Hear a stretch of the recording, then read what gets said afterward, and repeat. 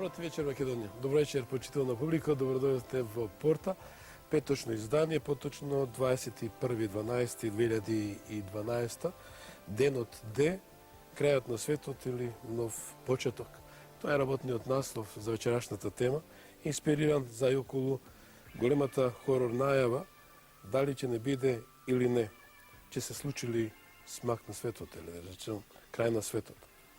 Вечерва, почитувани, задоволство е да ја споделам ова тема со моите соговорници, кои ќе го задржат вашето внимание и верувам дека ќе бидете и натаму овие 90 минути со нас, тоест до крајот на емисијата, која следите на сателитскиот канал на Македонска телевизија, исто така на националната телевизија Сонце и преку Радио Сонце, со еден збор, како што обично секојаш милувам да кажам, на сите 5 континенти, каде се сите македонци и не слушат, и не гледат, и размислуват македонски. Еве, да му посакам добро вечер и добро дојде на професор доктор Зоран Крстевски, филозоф. Добро вечер и добро вечер. Ниче Димовски, добро вечер. Добро дојдовте. Ивица Тодоров, презвитер. Добро вечер. Добро вечер. И Никола Ставревски, наш гостин од Австралија, уредник на Весникот Информатор. Добро вечер и добро дојдовте. Добро вечер.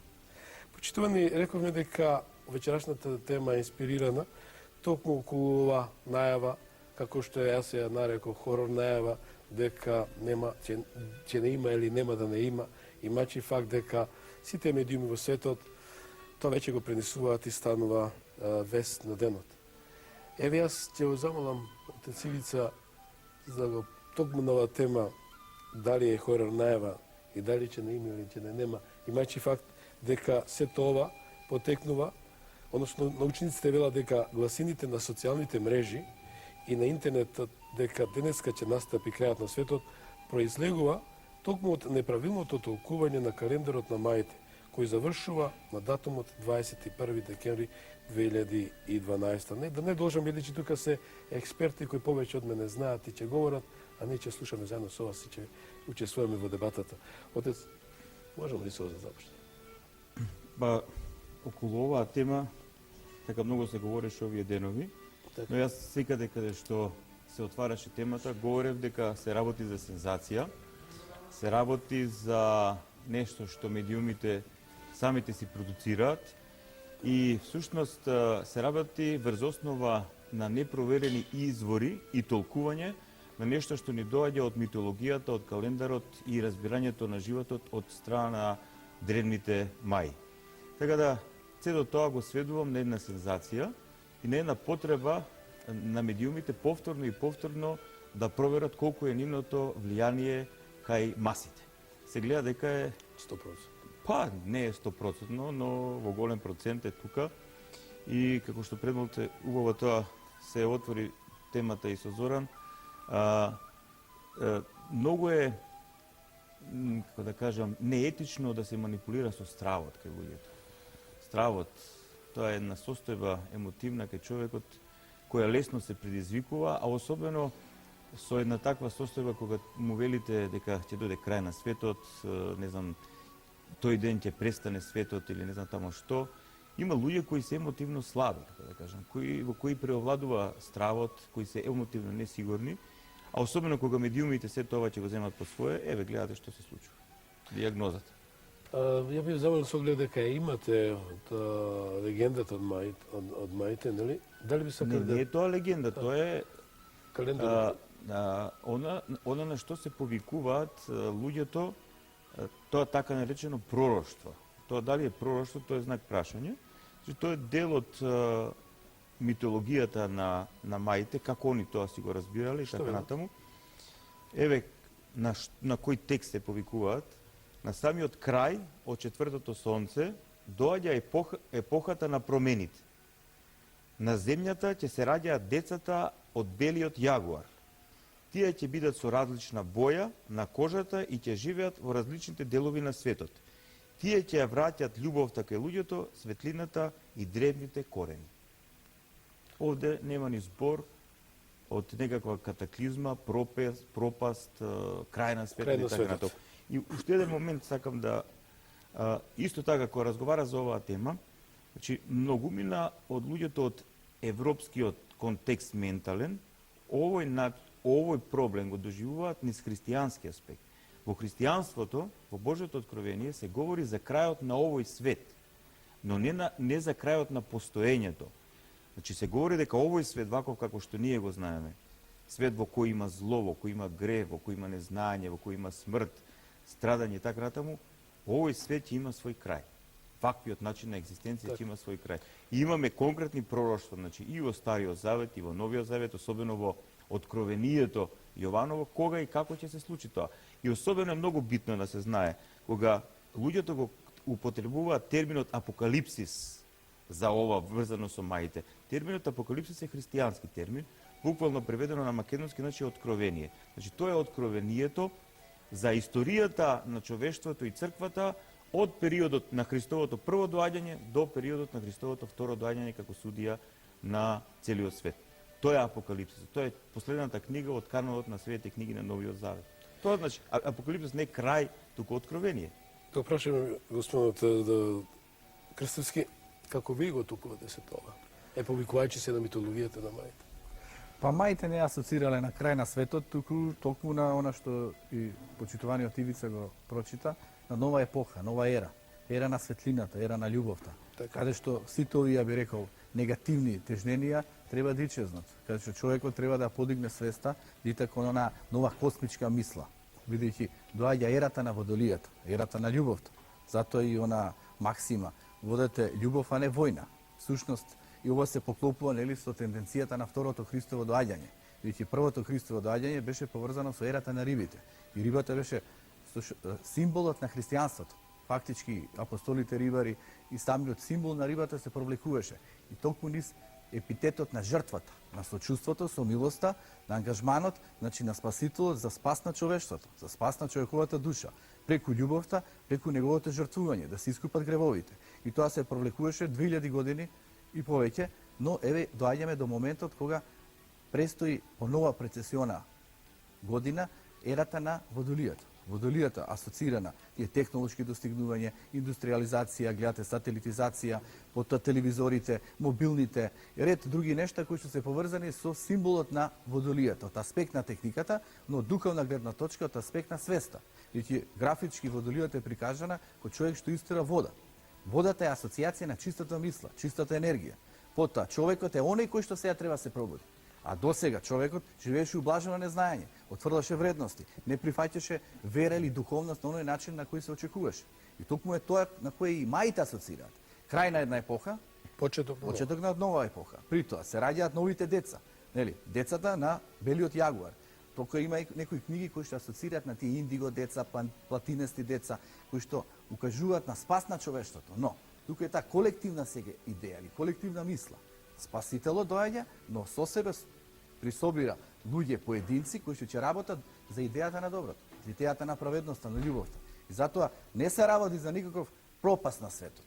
Може би пропаст на некои материалистички тежненија кои што се надвиснаа. Видите, ви гледате, од едната страна на тасот на вагата имаме доминација на алчност, на профит, на егоизам, на манипулација, на тежненија, значи да се наметнат некои квази вредности. А од другата страна имаме поборници кон светлината, кон љубовта, кон она, би рекол, идеја на универзалната етика. И сега тоа е борба. Кој ќе победи? По мене секогаш победува идејата на доброто, таа ќе се манифестира сега можеби малку на по-скриен начин, бидејќи манипулацијата се извршува преку медиуми, преку разни центри кои што наметнуваат квази вистини. И затоа гледате, почитуваниот Ивица асоцираше стравот.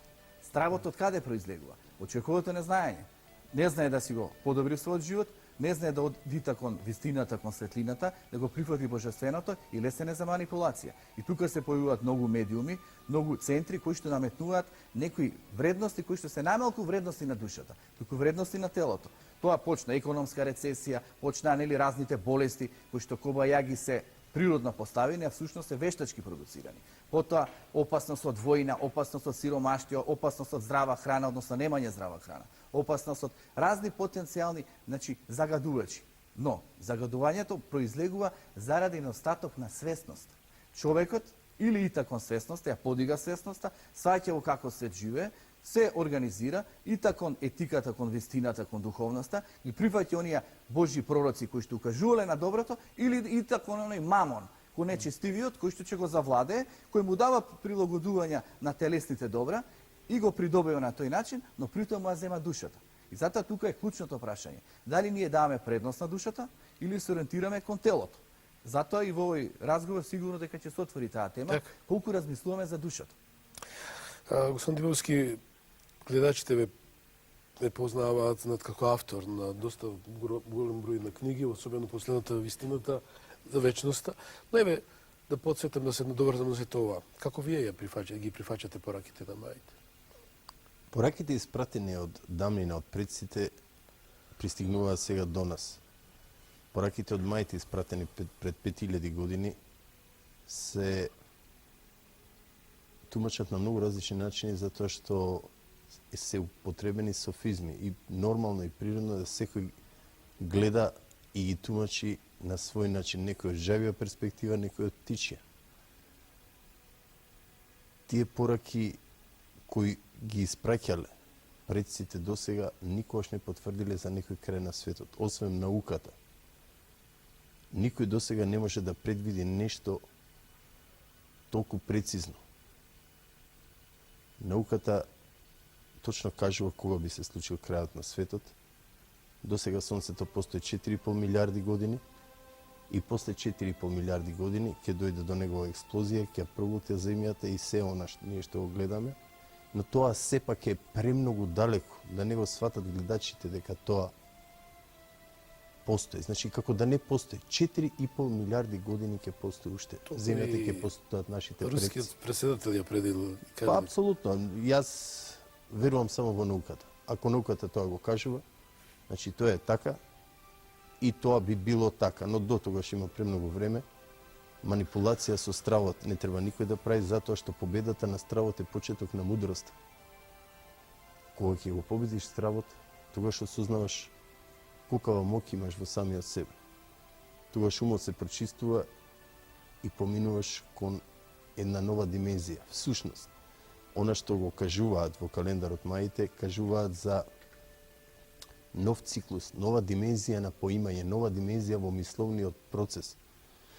Ние патуваме со многу голема брзина. Она што го осознававме 2000 години, сега ќе го осознаваме во следните 10 години.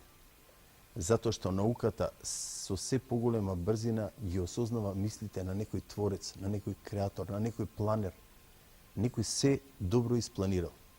Јас во мојата втора книга пронајдов 5000 причини и некој од нив објавив дека не постојат случајности. Сонцето има точно одредена температура на 150 милиони километри, има 15 милиони степени Целзиусови, е точно со одредена големина, на точно растојание. И ако само малку се извршите промена, ние нема да постоиме. Ако не постои атмосферата, температурата на Земјата би била плюс 200 степени дневно со минус 200 ноќе. Повторно нема да постои, бидејќи на месечината е со минус 150, со плюс 150. Вакви работи има 5000 причини поради кои ние веруваме дека постои некој творец. Како започнало да постои времето, просторот, енергијата и материјата. Се има свој почеток. Ако се има свој почеток, значи морало некако да започне да постои времето и просторот, енергијата и материјата. Морало да постои творец. И сега некои ме прашуваат, вели, а кој го создал тој творец? Да, и на тоа има одговор. Не постојат неодговорени прашања и не постојат нерешливи проблеми. Се е во нашиот мисловен процес. Науката ни помага со голема брзина да ги откриваме мислите на тој креатор. Црквата го нарекува Бог, Господ, Создател, Творец, некој планер, природа. Значи, мора да постои некој кој сето ова го создал. И тоа толку прецизно функционира, што јас бев запрепастен од тие 5000 работи кои ги осознав. Значи, нема да се случи ништо што би требало, од кое би требало луѓето да се плашат. Тоа е една голема игра на манипулација на глобално ниво преку стравот. Настапува нова ера во која ние ќе осознаеме многу прекрасни работи. Значи, љубовта, среќата, губењето на моќта на материјалното. Влегуваме во нова димензија на поимање. Само да го спомнам Дон Јамас, раководителот на програмата на НАСА за истражување на вселенски објекти кои се блиску до земјата. Тој вели, тоа е само крај на еден циклус и почеток на нов. Тоа е исто така како 31 декември календарот не завршува, туку почнува нова година со новиот календар од 1 јануари, повикувајќи се на толкувањата на мајите. Ставровски, еве, во Австралија како се однесува не само македонците, туку австралијанците на ова појава, најава, како што ја нареков ја хорор најава? Ова идеја допре кај многумина преку, најповеќе преку електронските медиуми, да речем, кај луѓето што не се и верници, тие повеќе промовира ова идеја и брзо се шири преку електронските медиуми, но луѓето кои се свесни, кои веруваат во Бога, никогаш не веруваат на такво нешто дека да се базираат на едно такво толкување дека ќе дојде крајот на светот, некој што си фантазирал и промовирал таква идеја пред 5000 години. Значи, стабилен човек не верува дека ќе дојде крајот на светот на овој начин како што се промовираше ова идеја сега.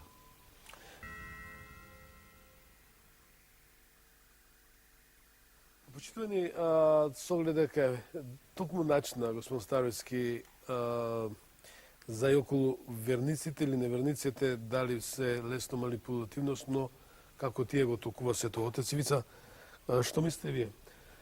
Доколку е верник, дали неверниците бргу паѓаат во тие искушенија, во тој страв да се манипулира со нивите? Прво треба да се дефинира што е верник. Се ја под верник подразбирам оној кој верува во Божјото откровение запишено во Светото писмо, значи христијански верник. Еден христијански верник не може да верува во такви работи затоа што во христијанското откровение многу добро се знае кога ќе настапи крајот на овој ваков свет, не крајот на постоењето. Значи христијаните знаат и според пророштвото Стариот завет, и според пророштвото Новиот завет, особено според оние работи што ни ги кажал нашиот Господ и Спасител Исус Христос, ние знаеме дека они предскажал некои знаци кои треба да се исполнат за да дојде крајот на овој ваков свет.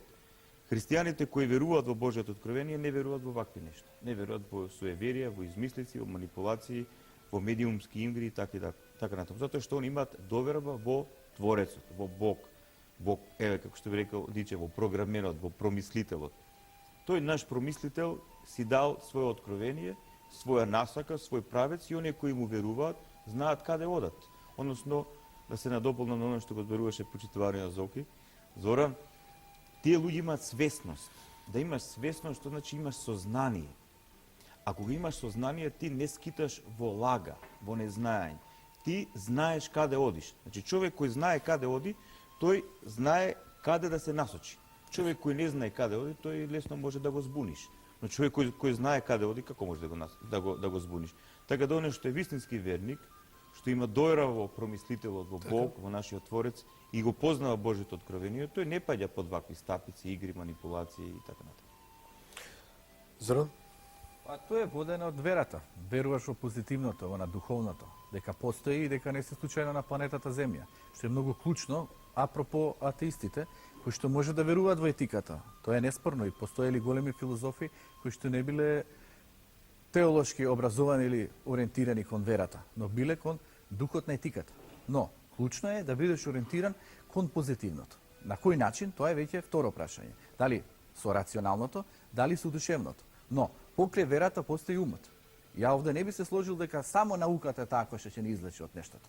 Туку е многу битна и верата и духовноста. Бидејќи науката може да биде третирана како и многу други области преку некои седи коси кои што се во склоп на некоја институција која кажува што е вистина, што е невистина, кој што може да манипулира, може да вади парадигми, може да наметне некои вистини кои што се прашање колку се вистини, како што знаеме, нели, теоријата на Дарвин и теоријата за еволуцијата, кои што сакаат да наметнат како контра на теоријата на верата, на креационизмот од едната страна. Но дали се е поврзано со еволуцијата? Може поврзано? Свеста исто така еволуира. Гледате човекот од праисториско време до овој денешен човек колку еволуирал, колку нови сознанија има. Дали Бог тоа случајно му го дал? Дали оној развој на човекот е случаен? Па нормално се произлегува од еволуција. Бог му поставил на човекот опции да се развива, да се усовршува. Најбитното усовршување не е само на умот, но и тоа е клучно, и на душата, а преку душата и на срцето. И тука е прашањето, дали ние денеска премногу се посветивме на усовршувањето на умот, а при тоа отврливме етика, отврливме духовност, почнуваме да отврлуваме и вера. На тој начин ние стануваме борци за телото или борци да се наметнеме, да воспоставиме ниски страсти, моќ, тенденција да владееме, да бидеме оние кои што ќе бидат креатори на вистината во било која рамка од животот. И затоа всушност многу е побитна верата. Значи верувам затоа што чувствувам мир.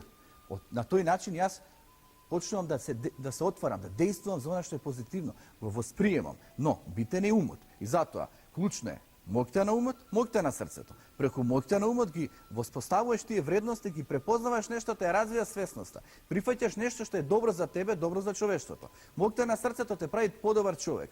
На основа на тоа ти го воздигаш духот. И затоа до духот не може да се дојде само со некои научни размислувања, строги рационалистички гледишта, кои што се добри и битни, но прашањето кој ги наметнува, од каде произлегуваат. Бидејќи може и тоа да биде манипулација. Така е. Па и тоа се наметно, и тоа академски кругови па ти наметнуваат некои вистини кои што служат за институции, за групации, за нови светски заговори, нови светски поредоци и така натака. А каде е вистината, каде е вистинската вера? Зато што знаете, духовноста и верата поврзува дела. Значи не е само ти да го кажеш зборот или да преточиш мислата во некој збор или пак во некое действие, да речеме. Туку е битно делото. Ако делото е позитивно, оседочено со позитивни действија, тогаш ќе имаш напредок во било која рамка од живот. Јас се извинувам со оглед дека според сценариото ние вечерва треба да го имаме и Джейсон Мико, бидејќи Джейсон Мико веќе го имаме на Скайп, директно од Аризона, и ќе му посакаме добро вечер. Добро вечер, господин Мико. Добар вечер, Слободан, како си?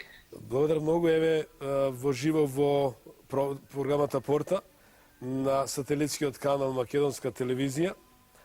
Имајќи факт дека вечерашната тема е врзана за и околу најавата 21.12.2012 ден одели крајот на светот или нов почеток. Верувам дека сте во тек и за ова се што се случува. Како во Аризона помина, дали е се окей, дали се случи тоа што беше најавено, крајот на светот. Бидејќи сепак со вас се гледам, се слушам.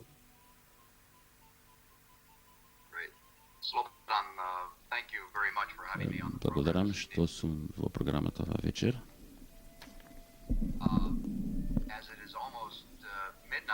Скоро е полнок, но овој ден очигледно како што денес сега е петок, светот не заврши и светот исто така не завршува во Аризона и во Австралија веќе е нов ден и тамо не е завршил во Австралија.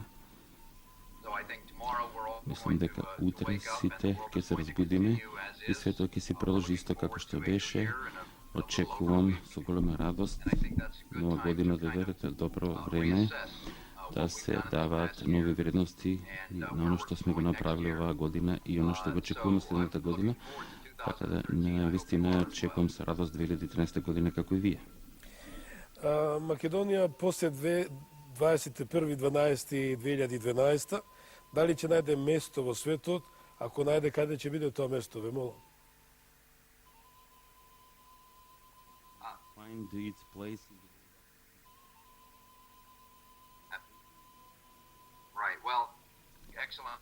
Добро прашање.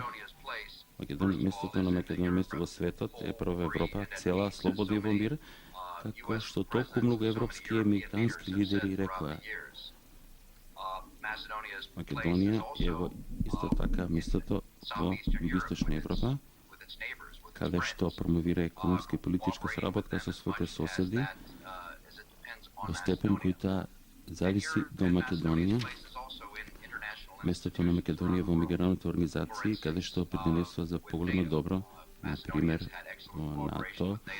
Македонија има одлична соработка со НАТО, сега имаат своји трупи во Афганистан, исто така. на домашен план македонското место е безбедно, стабилно и навистина треба се гордее, се дорека владата треба да се залажи за добра економска политика и ниски даноци, ниска инфлација, мислам, за ова треба време, треба ефект и се разбира, се дорека владата се заложила странски директни инвестиции, македонското место економски е доста безбедно, со обзир на тоа што очигледно некои прашања се појавуваат во Македонија помеѓу различните етнички култури, но на тоа веќе се работи да се испеглаат и сите се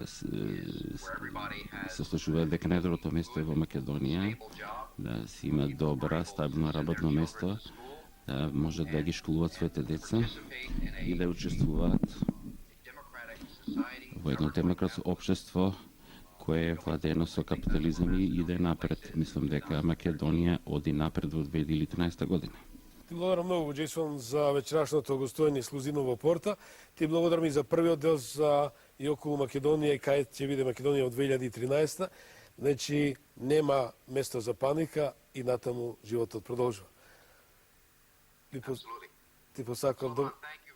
Благодарам. Благодарам, Слободане. Срекна нова година и поздраво сите македонски пријатели. Исто и до тебе и од моите согодници. Тоа беше Джейсон Мико во живо во Порта, од Аризона во македонската телевизија. Благодарам. Господин Димовски, еве го слушаме господин Мико, зборува исто за стравот. Дали во светот имало манипулации со вакви датуми? Да, манипулација од секојаш постоеле и многу групи, секти ги наведувале своите под наводници верници, дури да извршат и масовни самоубиства, за да дојдат до материјални добра и до одредени манипулации на глобално ниво, преку центрите на моќ, поточно преку некои фамилии. Но сепак, вистината е вечна и непроменлива. Не случајно Сократ кажал, може да се спротивставиме на сите и на се, освен на вистината. Прекрасно го кажа тоа за вистината отец Ивица, а и го подкрепи филозофски професор по филозофија Зоран, да кажам онаму каде што застанав. Значи, ако се има свој почеток, има почеток и времето, просторот, енергијата и материјата. Значи, мора да постои некој создател. Многу добро е кажано од страна на некои научници кои се приближиле кон една голема вистина, едно филозофско прашање, дали постои Творец, дали постои Бог, дали постои Господ. Дали се е создадено случајно или плански, дали постои планер.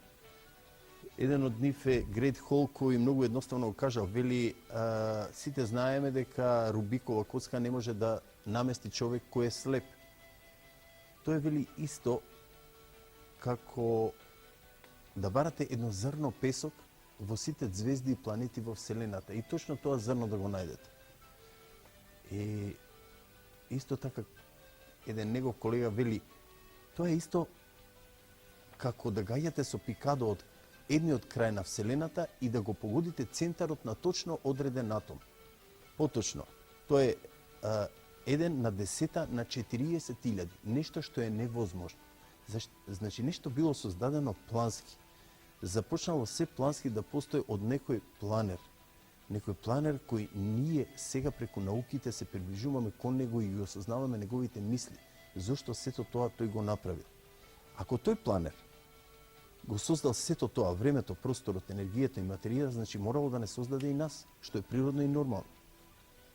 Ако ние имаме во нас љубов, среќа, емпатија и сите карактеристики, значи тој мора да е поголем од нас во тие карактеристики. Значи тој има емпатија према нас, не сака, сочувствува со нас, има љубов кон нас. Но тој не може со таа големина да ни се покаже која има, затоа што ние немаме доволно моќ на поимање. Но што се случува последниве години и се со поголема брзина? Науката напредува со многу голема брзина и не случајно преска што кажав, она што сме го осознавале за тој Творец 2000 години, сега ќе го осознаеме во следните 10 години. Еве науката веќе пред 4 недели исфрли една нова теорија за постоење во микротибулите на мозокот, дека постои душата и душата токму е интересно. бесмртна. Може да Интересно е, објасните тоа, бе, мало? да, интересно е, морам да кажам дека човекот ја има најкомплексната структура во универзумот, својот мозок во себе. 100 милиарди клетки поврзани со 25 до 30 милиарди неврони во кои има милиарди протеински молекули. И само во една клетка може да собере 5 енциклопедии најголеми, да речеме енциклопедии британики. Имате 100 милиарди. Значи, нас не е возможено капацитетот на собирање на информации да не биде бесконечно, многу помоќно од најмоќниот компјутер. И за споредба само можам да ви кажам, значи само во една клетка имаме 100 милиарди клетки, крвни клетки, само во една клетка имаме близу 2 метра ДНК.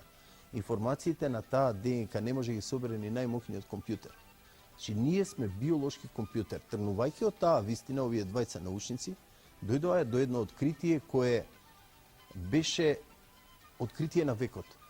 Значи, треба да имаш храброст, треба да имаш подкрепа за да кажеш дека ние сме бесмртни, дека душата постои и после нашата смрт душата се двои од телото и продолжува негде да постои во универзумот. Сето тоа јас го доживеа пред 15 години и го напишав пред 6 месеци. Интересно е што мојот адвокат вели луѓето како да го препишале тоа од твојата втора книга. Ти слободно вели се може да ги тужи за плагијат, но сепак тие се научници. Ова Кога нашал. доживеевте тоа? Да, пред 15 на години, значи точно тоа што тие го кажуваат, јас го имам доживеано и пред нивната теорија да биде објавена, јас го објавив во мојата книга. На многу од луѓето гледа скептично на тоа, но после издегувањето на она што науката го потврди, значи не претходната вистината за вечноста, значи веќе науката стои позади она теорија која јас ја креирав. Сега тие одат веќе со научна теорија и верувам дека тоа ќе биде една многу голема наука. Еве имаме представники од црквата, но сакам да прашам, дали може да ни доловите? Што е тоа? Што почувствувате?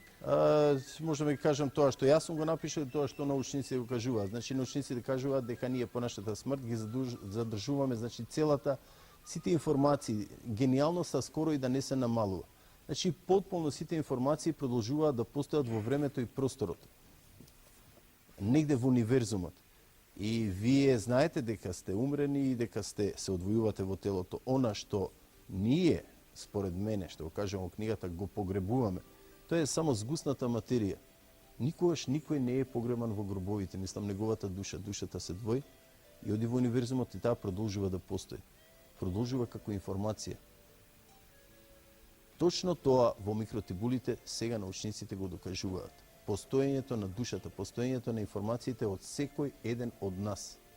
Така. Отец Ивица, дали ми сакате да додадете на се тоа? Ова е веќе нова тема.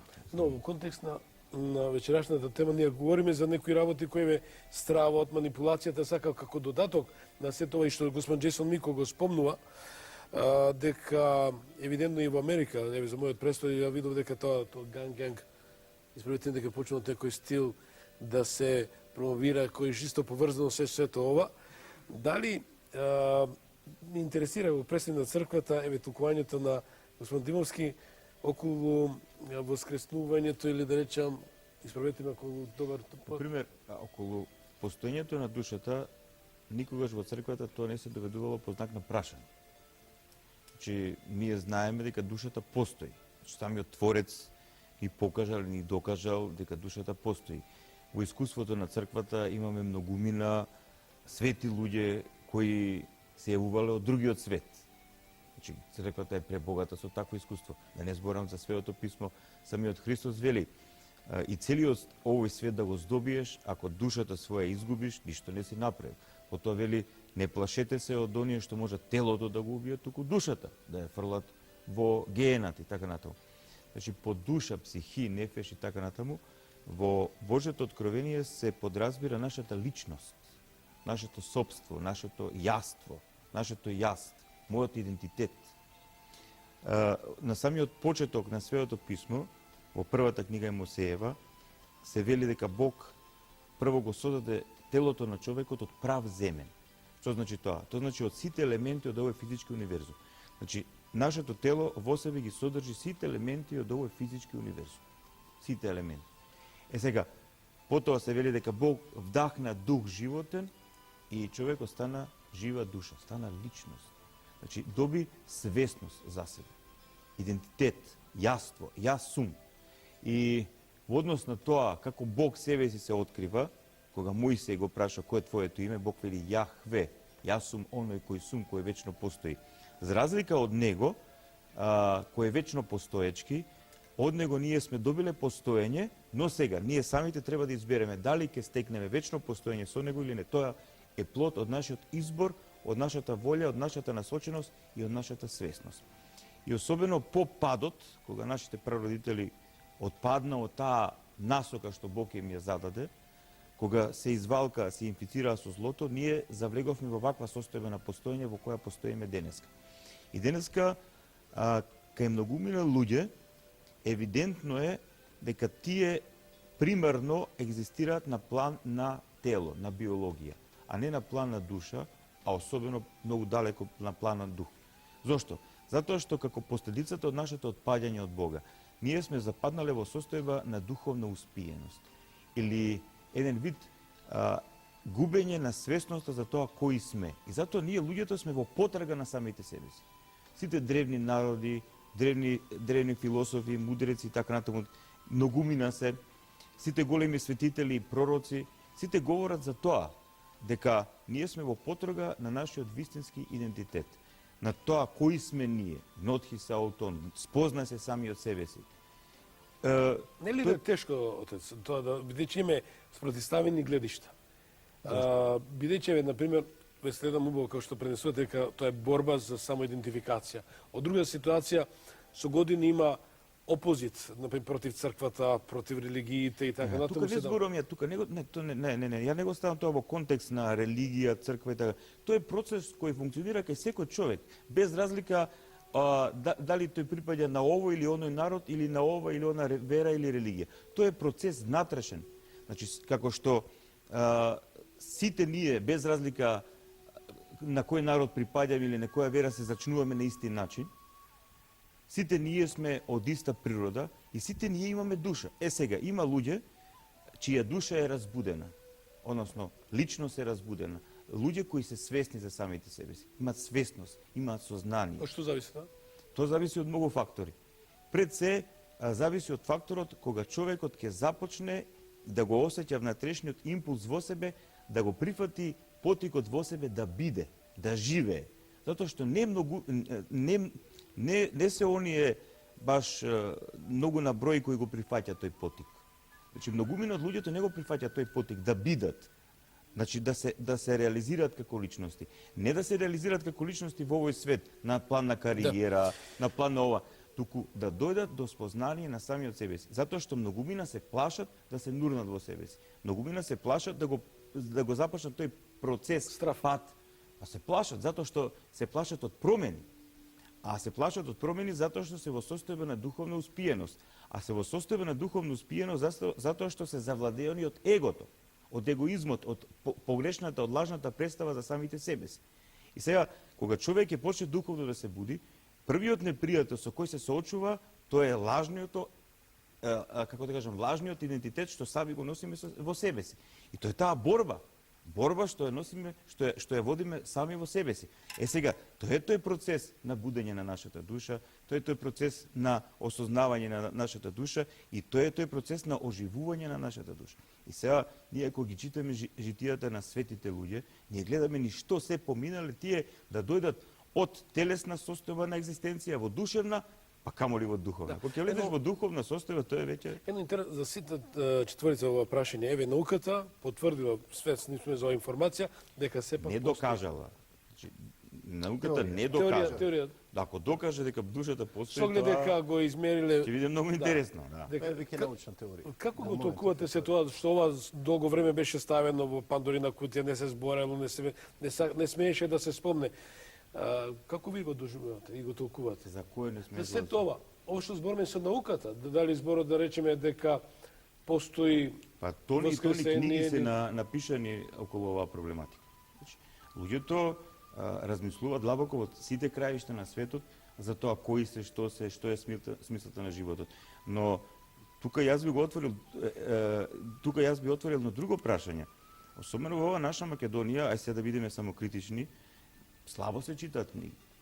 Луѓето, мора да признам, сега често се оправдуваме поради ова или она и така натаму, но луѓето мора да признаеме еден факт, имаат во себе ментален склоп кој се темели на мрзливост и одбивање на промена.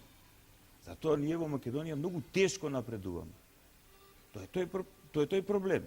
Значи мрзливост, една внатрешна интелектуална, душевна мрзливост. Меѓутоа, не збориме за тоа, имаме време кое имаме запечатување, индоктринација за многу нешта, на само спознавање, само идентификација и така натаму. Како што во нашата личност ние имаме она што јас го нареков пред малку, го терминологизирав како его, како лажен идентитет кој се бори против нас, со сите елементи на злото, завис, подлост, грев, страст и така натаму. Тоа е нешто што го имаме внатре во нас. Така има центри на моќ во овој свет. Кои владеат. Так, тоа се луѓе кои значи не допуштиле вистинскиот нивен идентитет да победи, туку победи лажниот идентитет. И самите еве за манипулација видовме дека и во Русија имаше на понуда 16 милиарди евра, ако тоа на 5 етажа, 5 спрата, значи 5 пати јадење во текот на денот. Ако останете живи после 6-тиот месец, значи ви ги враќаме 8 милиарди, 8 чезачари. Еве таа манипулација би ја споредил, би ја спомнал. Кој ви е коментар за се тоа? Па, општо позната е доминацијата на таа манипулација, која што и во светски рамки се пласира преку разни центри. Сушност, нели, се воспоставува тој страв. Па и во политиката се воспоставува неретко, каде што на човекот му се вели битно е да си жив, битно е да дишаш воздух.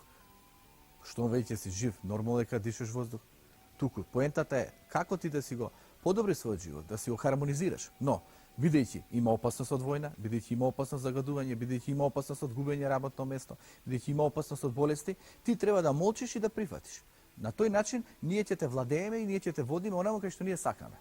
И тоа се вели, нели, манипулација на свесност, каде што на човекот го отуѓуваме од вистината, од суштината, му наметуваме да биде само задоволен со она што моментално е. Нели, светски рамки, у политички рамки, тоа и се правеше на Македонија. Добре што добивте држава. Не треба премногу да барате. Ако е потребно, ќе го промените вашето име. Видејќи, видовте како можеше толку години да останете на ветропирината. Истото може да се случи со било кој човек во рацете на капиталистот. Но оној кој што му цеди работната сила, кој што малку го плаќа, кој што му вели: "Јас сум господарот на твојот живот, ќе работиш толку колку што е потребно, ќе ме слуша секогаш, кога ќе те повикам ќе дојдеш на работно место, при тоа треба да молчиш, затоа што може да те истерам од работното место." Каде човекот да се потпре? Ајде кажете ми вие. Дали може да се потпре на општество, на колективитет или да почне да се гради себе си, или пак треба да верува Бог? Замислете. Вербата во Бог е голема работа. Бидејќи, прво се асоцира дека човекот не е случајно на планетата Земја. Почитуваниот Ниче убаво кажа. Значи, многу нешта се така организирани, структурирани, каде што не е ништо случајно. Се е со се поврзано. Микро и макрокосмос. Човекот во себе си е микрокосмос кој што е поврзан со макрокосмосот. Како што е горе, така е доле. Кој тоа го преверил? Бог. Бог ги дал светите книги, каде што се асоцирани пророштвата, каде што треба да дојдат Божите пратеници кои што дошле и го донеле она кое што било предвидено. Значи ништо не е случајно. На тој начин човекот не треба да стравува.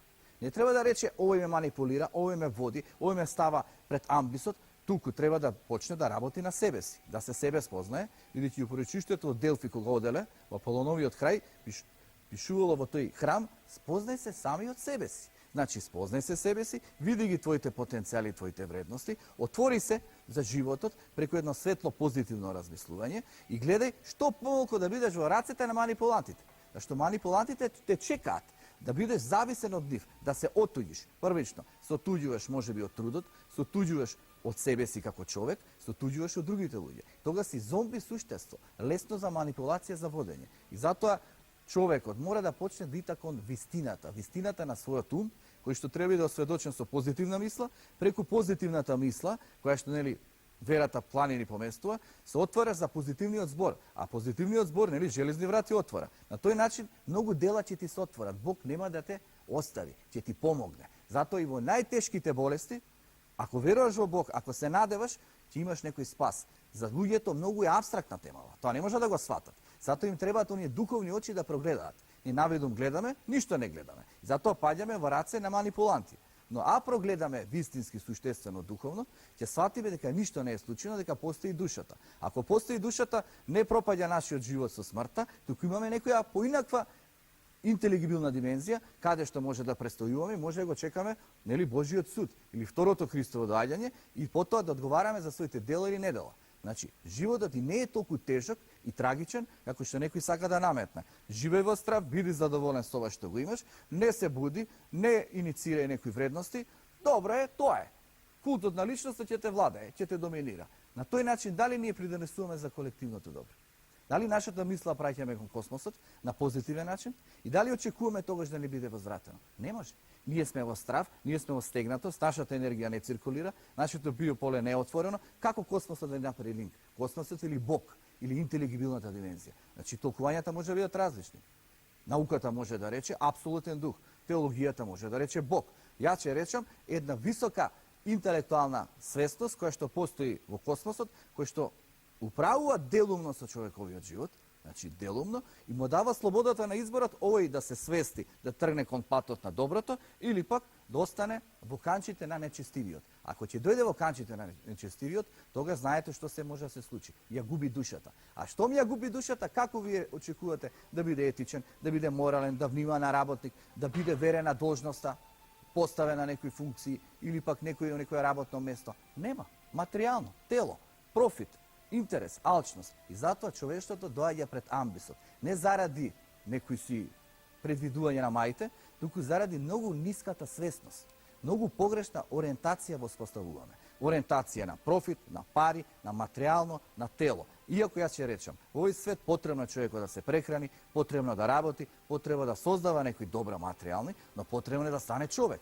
Што кажа отец Ивица, значи да биде, а не да поседува. Значи, бидам човек, бидам духовно освестен, бидам она за кој што сум избран во овој живот, бидејќи секој си има своја мисија. Вие сте со мисијата новинар, да прозвучи вистината на овој начин, да донесеме некој ново сознание, почитуваниот личе на свој начин. Некој свесно ги блиндира, ги конзервира, ги смрзнува менталните матрици на поединците. Што правиме? Па тоа и се прави намерно, значи за човекот кој што е несвесен, тој е лесен за манипулација, тогаш го водиш, го владееш. Знаете, во системот на социјализмот владееше колективизмот, каде што управуваше, нели, ЦК, партијата, укажуваа кои вредности. Човекот тогаш го имаше левот, ја немаше слободата. Сега дојдевме во капитализам, кој што воедно доста суров, кој што му даде на човекот така наречена слобода, но му го одзема левот. Левот е несигурен, не знаеме до кога ќе работиме, како ќе работиме, освен ако сме партиски премногу моќни и блиски до некого. Човекот со вредност, со индивидуалитет, со капацитет, што може да придонесе за општото добро, не е битен, бидејќи можеби не е од нашите. Ама каде е вистината? Каде е љубовта? Каде е оној тенденција да придонесеме за она? Или треба да бидеме обоени, униформисани? На тој начин нема напредок. Тука е, значи, поделбата која што се создава, црниот и белиот, зелениот и жолтиот. А каде е човекот? Каде е душевната ориентација? Господин Димовски, токму повторно за манипулацијата и би сакал да додадам уште еднашка да замолам да ни објасните тоа што се ви се случило пред 15 години. Во подкрепа на веќе кажаното од почитуваните, морам да кажам дека ние функционираме на принцип на две емоции – страв и љубов. Бидејќи ние сме вода, 80 до 80% вода и реагираме онака како што чувствуваме. Затоа некојаш ќе се наежиме, ќе почувствуваме страв и тој страв го привлекуваме. Всушност, ние сме вибрација. Каква вибрација испраќаме во Вселената, таква фреквенција добиваме. Ако испраќаме вибрација на страв, ние тоа го добиваме. Во зависност од каква имагинација, какви слики гледаме, бидејќи ние размислуваме во слики, ние тоа и го создаваме. И тоа го привлекуваме идентично во целост како што тоа го замислуваме. Затоа често пати велиме она од, дури Светото писмо вели, она што се исплашив, тоа ме снајде, тоа ми се случи. Че тоа се случува. Стравот е една многу голема манипулација и таа манипулација е многу често користена од центрите на моќ. Центрите на моќ, неколкуте фамилии кои го создаваат, најпрво Наполеон Бонапарта, потоа ја прават Првата светска војна и Втората светска војна, ги создаваат кризите, се она што се случува негативно е создадено на принцип на стравот. Значи се функционира на многу едноставен начин. Ти предизвикува страв на свински грип кој ти нема шанса, во Америка само 20 умираат, а потрошени се милиарди, замислете кај за вакцини. Значи ти предизвикува страв, народот врши притисок на владата купува вакцини и тој профитира. Да речеме, фармацевската индустрија на Рокфелер инкасираше пред 3 години од свинскиот грип 47 милиарди долари. Можете да замислите. Значи тоа е многу јак бизнис. Голема една манипулација. Но, хипотетички да поставиме сега едно прашање. Ако сега дојка разговараме, ги дознаеме мислите на Креаторот, на Творецот, на Господ, на Бога, што ќе се случи со овој свет?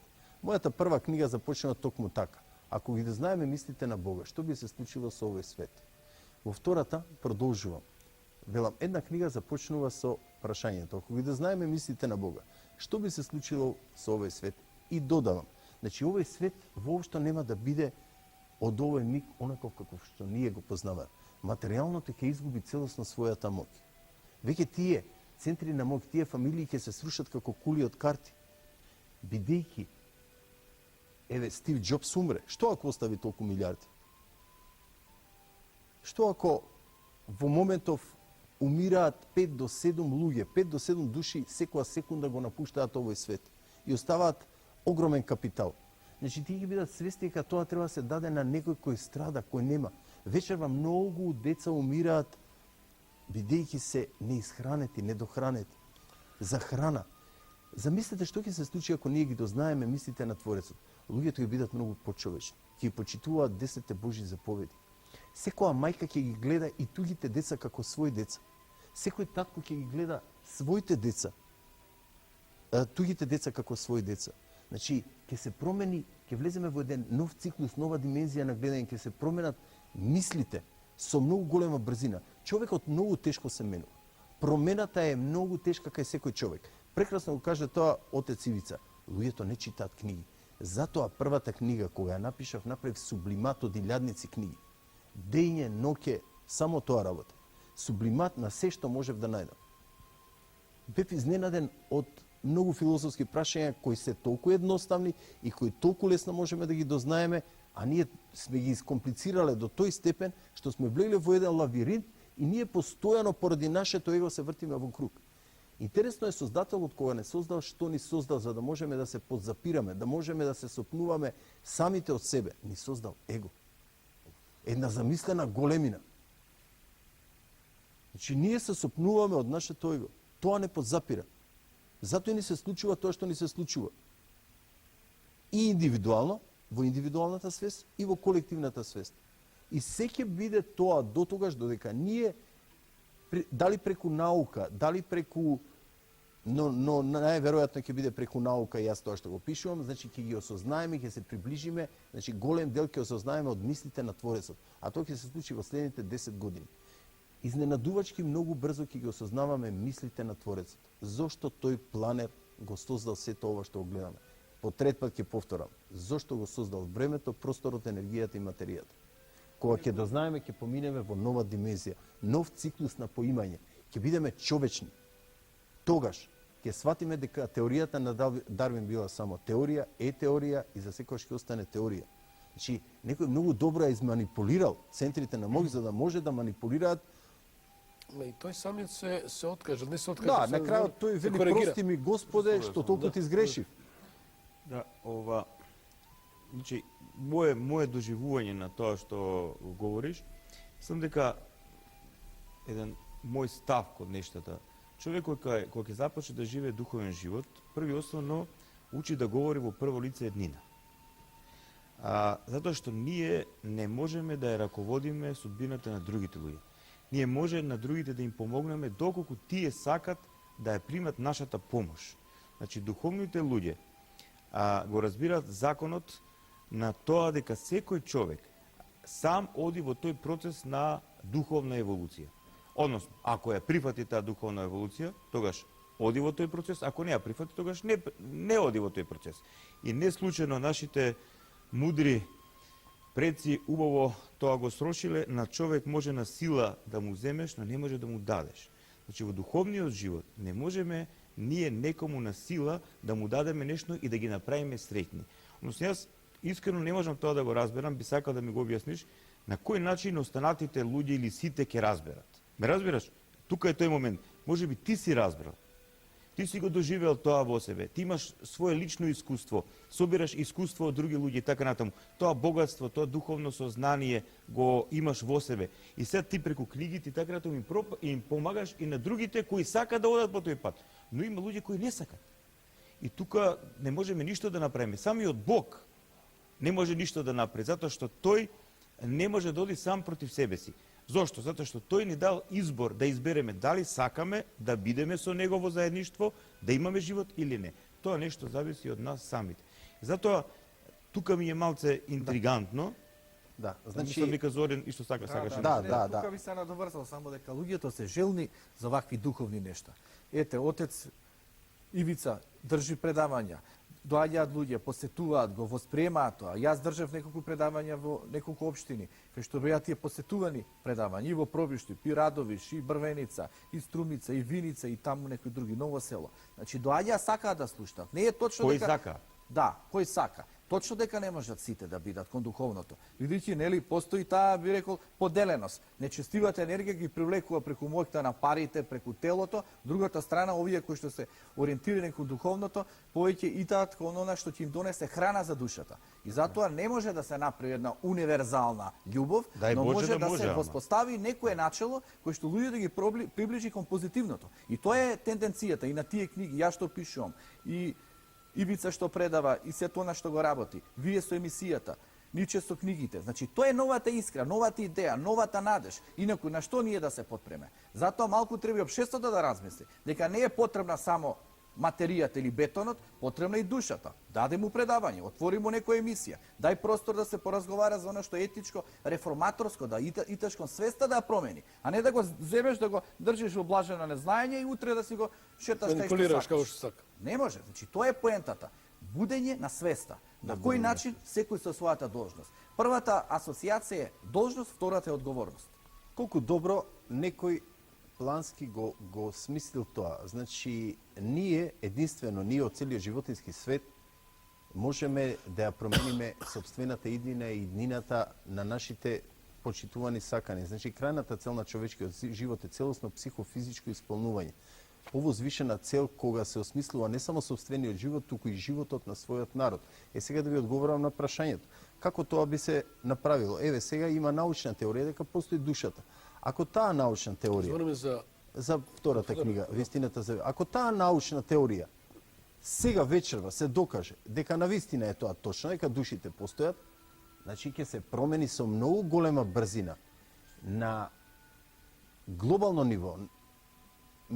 Мислењето на сите, значи, ќе влеземе во една нова димензија. Секој ќе свати дека ние всушност сме бесмртни, дека ние постоиме во времето и просторот. Како информација, значи, не го губиме она што го имаме, значи нашата гениалност.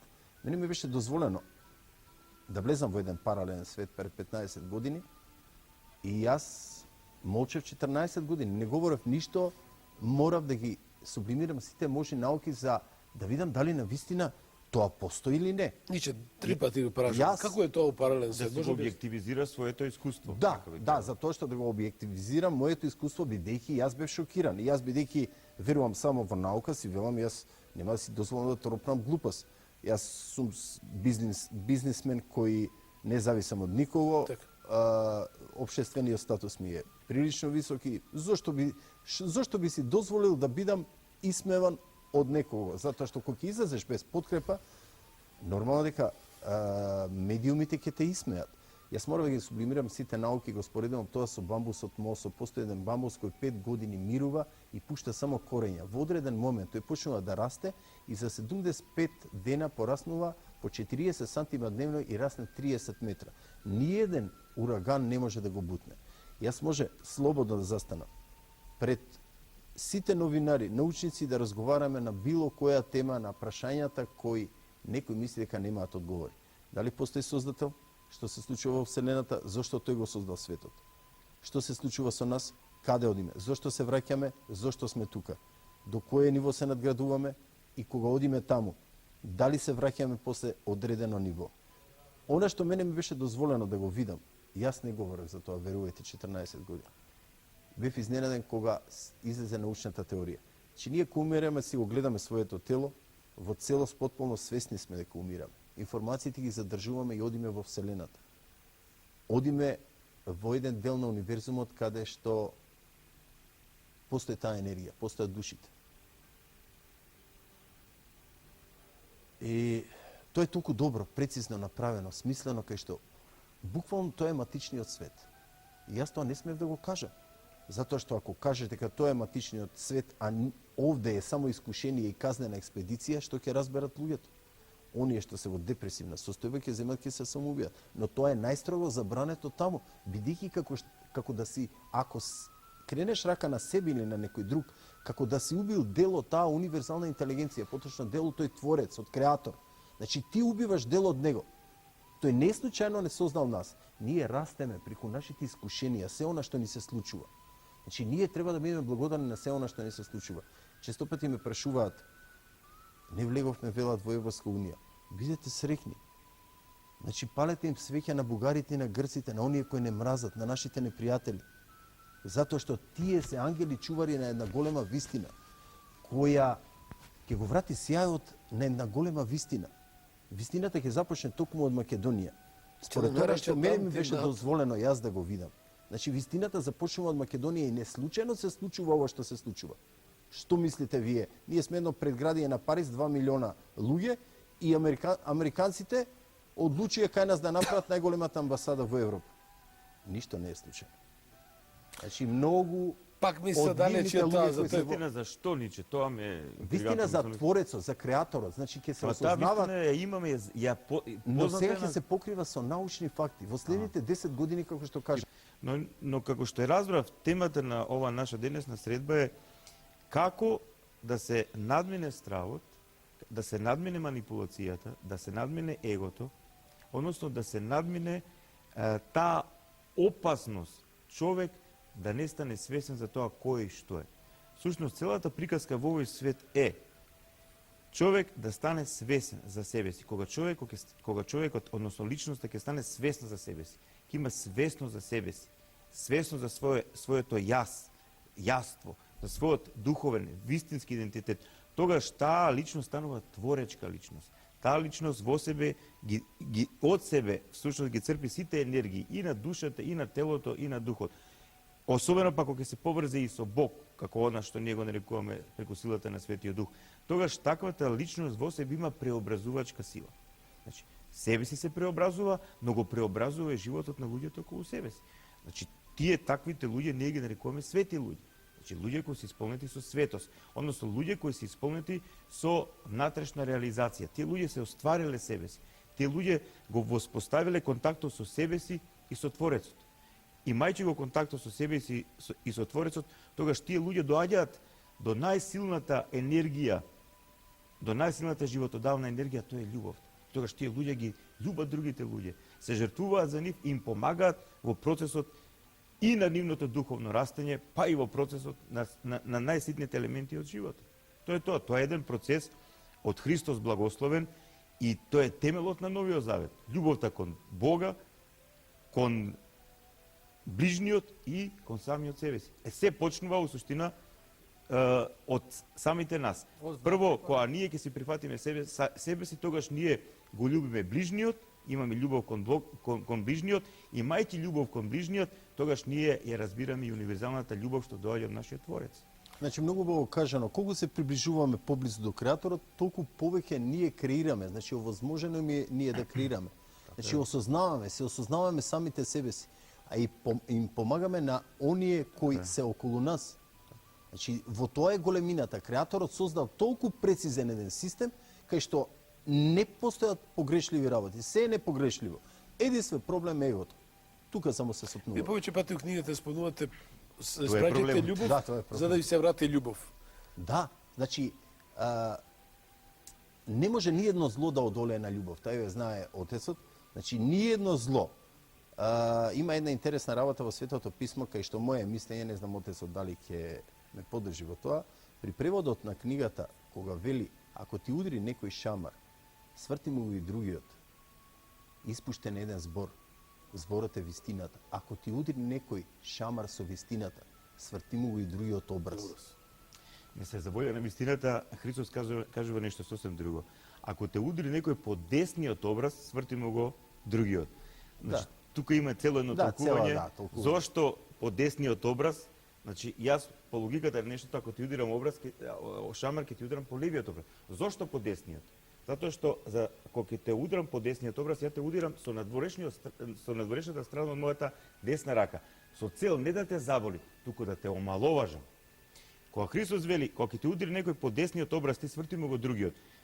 Тој сака да ни каже нешто друго. Сака да ни каже вака: кога некој ти го зима достоинството, од мене дадено, од Бога дадено, ти застани пред него и кажи му: јас имам достоинство од Бога дадено. Јас сум личност како што си и ти. Јас сум еднаком со тебе.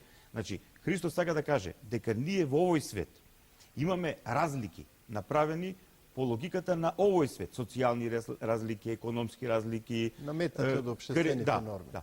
Но на духовен план ние сме сите браќа и сестри и синови и ќерки на едниот небесен татко. И тоа е револуцијата на Христос. Единството во љубовта е разбирањето дека ние сме духовни суштества. Значи, кои имаат душа, имаат тело, имаат личност и кои како личности сме повикани кон вечно постојање. Значи, ние имаме смисла, тоа е христијанството. Да се вратам повторно на насловот на емисијата за и околу таа апокалипса или тој последен ден од нашето живење. Слушаме за таа манипулација. Господин Ставрицки, се извинам, не е оддалечив од темата на овој случај, сакам да се приклучите, да дадете ви у секој случај.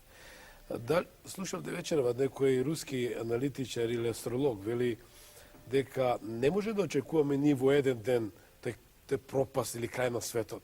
Та може да оде последователно. Па нема одговара, требаше од 27 сата часот наутро, не се случи ништо. Ајде во 11, ништо. Па во 21 имаше и така на National Geographic. Ама смешно е тоа. Што е ова манипулација? Значи, дали свесно народот сака или жеден за некои случувања, е жеден за авантури, простете на ваква... Може би слово да некој сака да го опива пулсот кај луѓето. До кој степен луѓето станале денеска површни. Ме разбираш? Површни. Значи, еден површен човек, човек кој нема информација, вистинска информација, кој не се подпира на себе си, не се подпира на вистинската своја личност и на вистинската вера, тогаш тоа е обработлив на секаков план. Лесно се лаже. Господин Тарвицки, само вие дајте еден одговор на се тоа за манипулацијата, за ова се тоа што луѓето наистина се жедни и сакат да го видат тој предизвик. Еве, вие следите и во Австралија, National Geographic и другите кои се и пишуваат уште 6 дена, 6 часа, 6 минути и така натаму. Во минатото се науката, например, научниците направиле атомски бомби, кога тоа не се искористило меѓу Русија и Америка, значи му се дало шанса и простор да искористат некогаш, значи луѓето биле свесни дека не сакаат крај на светот и нема да имат баре за сега крај на светот. Тоа е моје мислење. Човекот не може. Чудиме, а со Зоран ќе завршиме. И вие да дадете на се тоа. Дали натаму човекот сака од таа радозност, љубопитност да гази по жилети? Значи вака, кога го читаме ние откровението на Јоан Богослов, кога ние малце подлабоко завлегуваме во делата, во мудроста на светите оци на црквата, ние доаѓаме до сознание дека овој свет ќе трае, ваков како што ние го знаеме, додека има луѓе кои сакаат да бидат, односно да станат вечни, односно да видат, да остварат заедница со Бога. Не случајно Христос ги вели овие зборови за неговото второ доаѓање. Дали вели он, кога ќе дојдам, повторно ќе најдам вера на земјата. Значи, ако одиме по логиката на сето тоа што ни откриено во Светото писмо, ние, луѓето, не треба да се надеваме на нешто подобро.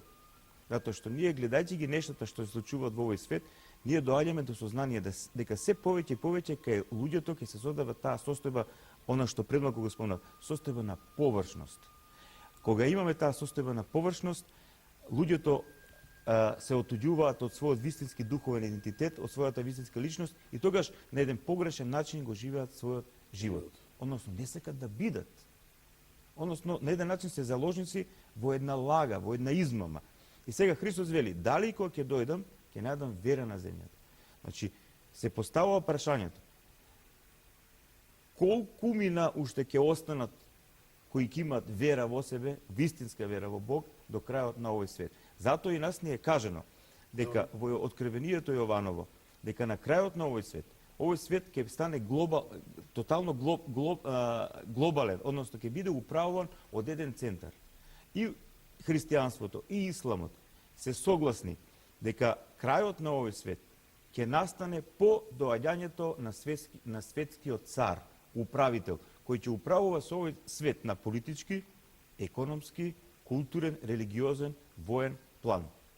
Тој цар или таа личност во христијанството е наречена Антихрист, а во исламот Деджал, што значи лажго. Значи, и во христијанството, и во исламот го имаме тоа. Кога ќе дојде прво лажниот Месија, а оној кој себе си ќе се представува како оној што ќе му носи просперитет во светот, а всушност неговата цел е сосем друга. Дали се појави Антихристот? Убивање на душата, на личноста кај луѓето. Значи, ние се движиме со забрзани чекори кон таа состојба. Ние гледаме како светот се глобализира. Ние гледаме како светот се повеќе станува еден. Па и можеби и ова. Дали се појавише тој Антихрист? Тоа е веќе друга тема. Значи, можеби и ова со медиумите околу крајот на светот и така натаму, тоа е попипање на пулсот на луѓето до кај се веќе стигнати до нивото на површност и душевна умртвеност. Сега, кога ќе дојде Антихристот, тој ќе биде разобличен од пророците Енох и Илија. Во тоа се согласни и христијаните и муслиманите исто така. Значи, и Енох и Илија кои не вкусиле телесна смрт. И Енох и Илија се вознесени од овој свет, од Творецот. И тие во Иерусалим ќе дојдат и ќе го разобличат Антихристот. Затоа што во тој момент во светот ќе живеат во најголем процент луѓе кои се во духовна заспаност, во духовна смрт, кои ќе немат во себе вистинска вера. Сега, тогаш кога ќе го разобличат, што е многу интересно, отците на црквата кога го толкувале тој дел за тоа дека кога ќе го разобличат Антихристот и кога ќе ги убие Антихристот пророците Енох и Илија, тогаш целиот свет ќе биде засведочи за нивната смрт. И се многумина во поранешните векови се прашувале како сега тоа целиот свет. А денеска ни е јасно, преку медиумите. Значи, ние треба да сватиме една работа, дека медиумите кои во себе имаат голема сила, тие може да се користат за добро, но за жал во овој свет се користат за манипулација. И се повеќе на многумина свесни, умни и духовно разбудени личности, тоа им е јасно. И фала му на Бога што се повеќе има луѓе кои размислуваат и кои на сите овие лажни информации одговараат со вистински информации, како што е оваа емисија. Интересно секој случај, господин Дивовски, само најкратко ве молам и господин Крстевски, со вас ќе завршам. Ќе надополните нешто што каже отецот, односно предизвикот за ова што народот е, светот е жеден да ги искуша, да ги осети тие предизвици веднаш, крајот на светот и така натаму, што и медиумите го одигра своето. Сега се осознава пулсот, значи до кој, прекрасно кажа отецот, значи до кој степен се луѓето, до кој степен се заспани луѓето. Ако заспаноста е доволно на високо ниво за да може да се изманипулира на глобално ниво преку една светска влада, тоа што ќе се примени. Значи, луѓето го побарале, ќе си го доби. Што си побарал, тоа си побарал. Ние сме креатори. Креираме позитивни и негативни мисли. Сега се испитува до кај сме стигнале во тоа. Ама па сето тоа е асоциација на општост. Значи човекот има индивидуалната моќ да се определи за она што го носи у себе си, преку мојот ум, мојот на срце, да допре до една поинаква вистина. Ги има начелата и треба да допре до најсуштествената вредност, а тоа е духовната хармонија. Без духовна хармонија човекот се губи себе си. А тоа подразбира еден добар, осведочен живот со љубов, со праведност, со чувство на исполнетост, со среќни луѓе околу себе си. Бидејќи индивидуалец несреќен, тој автоматски ќе создаде несреќа околу себе си. Среќен поединец ќе даде една нишка барем енергија и за другиве да почувствуваат среќа. И тоа е против тежата на сите овие манипулации. Христос не случајно вели царството Божие е внатре во вас. Значи него- ние за да го наследиме тоа царство Божие во идниот живот, прво треба да го оствариме во овој свет внатре во себе. Се оно што го имаме во нас самите го приметуваме кај другите. Не Она што го може, немаме не да. возбудува. Така Тоа е. е тоа. Ќе применуваат експерименти на затвореници, му ставаат чипови на ног за да не може да се движат Ги слободно. контролираат. Да, тоа е тоа. Се сателитите и сето тоа не е случајно. Се работи на тој нов светски поредок, ама силата на доброто, на позитивното ќе победи. Отецот многу подобро тоа го знае, го проучувал со тие пророчно предвидување во светата книга и затоа човекот не треба да стравува. Доаѓа новата епоха, новата ера на Водолија, тоа е ерата на солидарноста, на љубовта, на позитивната енергија и треба да бидеме подготвени да пречекаме. Е, Како- токму за тоа говорев. Значи, токму за тоа, кога ќе ги осознаеме мислите на Креаторот преку науката, Да, веќе ги ќе дават се и избориме да- против тој поредок.